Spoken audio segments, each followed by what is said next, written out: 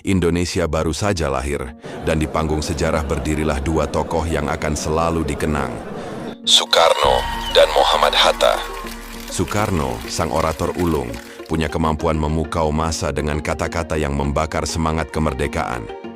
Dialah yang bersama Hatta membacakan proklamasi 17 Agustus 1945, sebuah momen yang mengubah nasib bangsa selamanya.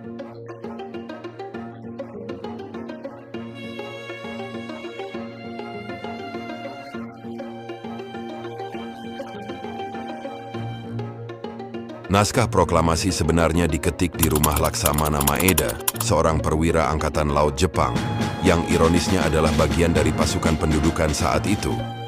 Muhammad Hatta yang dijuluki Bung Hatta, dikenal sebagai sosok tenang dan rasional, seorang ekonom handal yang pernah mengenyam pendidikan di Belanda. Fakta uniknya, Hatta pernah menolak hadiah berupa mobil mewah saat menjabat sebagai wakil presiden.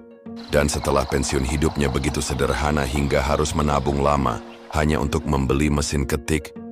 Periode ini bukan hanya soal meraih kemerdekaan, tapi juga mempertahankannya. Soekarno memimpin di tengah gejolak revolusi fisik melawan Belanda, sekaligus membentuk fondasi negara dengan Konferensi Asia Afrika 1955 yang mengangkat nama Indonesia di mata dunia. Namun, masa ini juga diwarnai ketegangan politik, seperti pemberlakuan demokrasi terpimpin pada 1959, yang menggeser sistem demokrasi parlementer menjadi kekuasaan yang lebih terpusat di tangan presiden. Puncak dramanya terjadi pada 1995, saat tragedi G30S mengguncang negeri dan mengubah arah sejarah. Hatta sudah lama mundur dari kursi wapres pada 1956, tapi Soekarno tetap bertahan hingga 1957 sebelum akhirnya menyerahkan kekuasaan kepada Soeharto. Warisan mereka, sebuah bangsa yang lahir dari keberanian, dipenuhi idealisme, tapi juga menyimpan banyak pelajaran pahit soal kekuasaan dan politik.